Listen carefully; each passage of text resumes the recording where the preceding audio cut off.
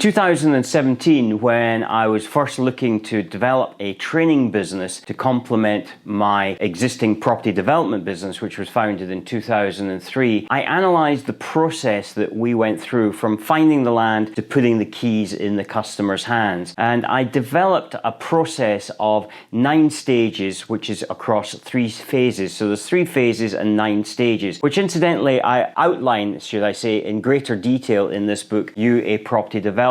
And you can get a copy of it by going to youapropertydeveloper.com for free. All I'm asking is that you pay for the postage and packaging, and then you can get your own copy of that. Again, I'll put a link in the description below so you can access it. Also, if you're new to the channel, please remember to subscribe and like and share this video if you find the content valuable. We've got over 200 videos, so there's plenty of content there for you to consume. Let's look at the 3 stages of development.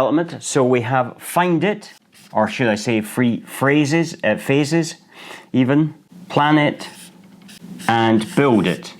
And so, as I've said before, within that, there are 3 particular stages within that. So find it is about finding your deal, finding your land. We recommend that you look for off-market land, finding that deal. Then the second is, once you've got that deal in place, is taking it through the planning process, but also planning your build once you've successfully achieved planning permission and funding it. And then the third is taking it now to the next level, which is actually building it out, and then your exit strategy, whether that be to sell the site or whether that be to rent it out as part of your rental portfolio. So let's look at these in turn. So if we look first of all at find it, there are, as I said, 3 elements to this. The first is actually identifying a piece of land that makes viable proposition. The first thing that we actually teach people to do is to understand what your local authority is actually looking for when they approve planning applications. This is fundamentally important because all local authorities have a slightly different methodology from doing that. They will accept certain things that the others won't, and they will accept. And so you need to understand the framework in terms of what they are going to be looking for when you take a piece of land for planning approval to them. Then you need to physically find it. Once you've found it, because we're talking about off-market land, you haven't got any agents involved, you're going to approach the owner directly and see if they're interested in it. The likelihood is they haven't even thought about selling it, and you are going to put together a proposition which might be attractive to them. So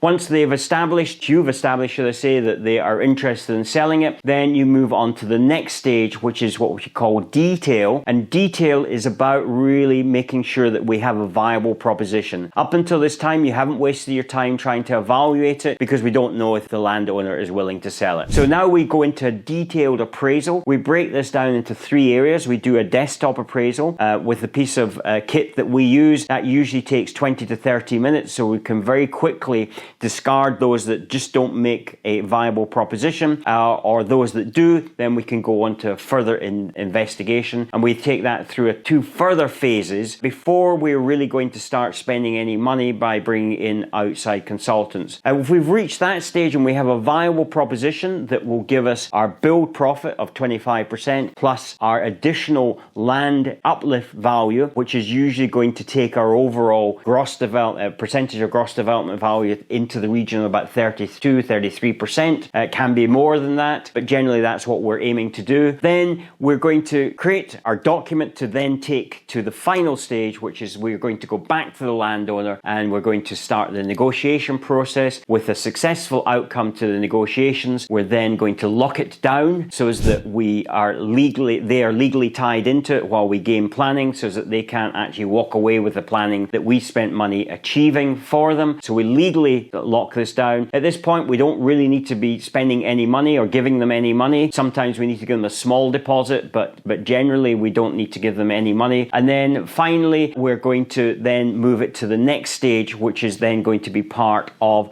the plan it process. So in the plan it process, first thing that we're looking at, we call this file, really filing for permissions to be able to do what we want to do. So that is going to be looking, at this point, you're going to bring in an expert who's then going to submit your planning application. That will generally be a town planning consultant or perhaps an architect. You're then going to submit your planning application, and then once you've got the planning application, you need to then get approval to actually build out what you got approval for, and so that's satisfying building control regulations, and they call that in Scotland building warrant, but it's essentially the same thing. So we need to satisfy those planning regulations. Once we've got planning, we know that we're going to get planning regulations sorted, so we can actually really in earnest get on with the next stage, which we call facilitate, which is really about gaining real perspective of what we're going to build and start lining up our contractors, start lining up our materials, getting costings for those, and getting all the other things that you need to get involved in terms of build warranties, satisfying health and safety regulations. So all of those things come into that facilitate, and then in tandem almost with that, you're going to then be looking at funding. So that funding can come in, and we call that fund.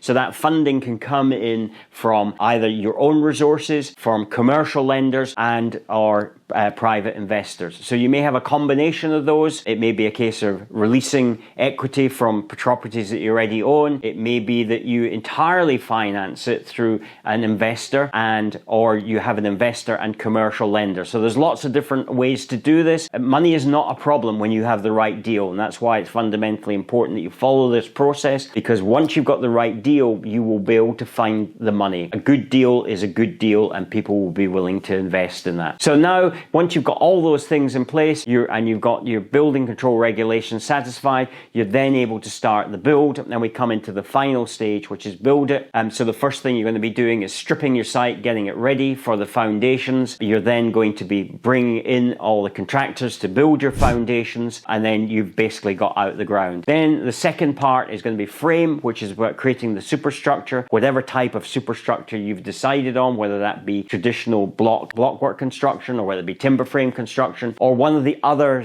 types of construction that are available to you, so modern methods of construction. And so the work will then continue inside and outside on this, and then you come to the final stage, which is fix, and this is where you complete inside works and outside works. So the inside works will be basically doing the finishing touches, putting the kitchens in, skirtings, painting, final coats, and cleaning the internals. Outside, the blockwork, whichever type of render that you're going to put on that, you'll be doing that. The scaffolding can then come down. You'll have services to come in, landscaping, so that you're now ready to sell the property or to exit it as a rental property. So depending on what your exit strategy is. In the final stages also, you want to make sure that you maximize your valuation. It doesn't really matter whether you're looking to sell it or whether you're looking to rent it, you want maximum valuation. So there's techniques in order to be able to maximize your valuation. And then you exit in it. Meanwhile, all this process has been going on, you should have also been back to the find it stage of sourcing your next deal, so that your next deal can then immediately follow on into when you've completed this one. And there's two aspects to that. Is first of all, it's identifying and securing a deal, but also taking it through planning, obviously, and making sure that you got that viable proposition. But also, if you've actually structured it legally, then you won't actually have to part with any money until you're ready to start constructing it. So if that's been of interest to you and you would like to pursue it a little bit further, first step could be to get a copy of my book, You a Property Developer. Second is perhaps to